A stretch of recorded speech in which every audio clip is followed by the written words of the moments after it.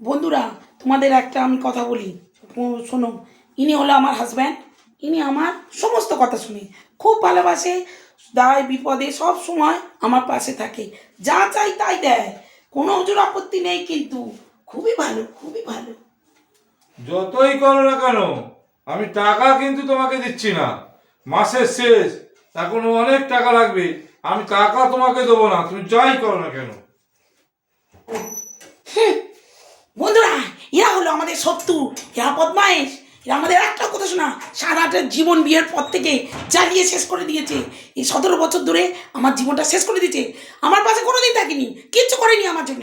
ওর সঙ্গে আমি থাকবোই না, আমি ভাবি বাড়ি চলে যাবো।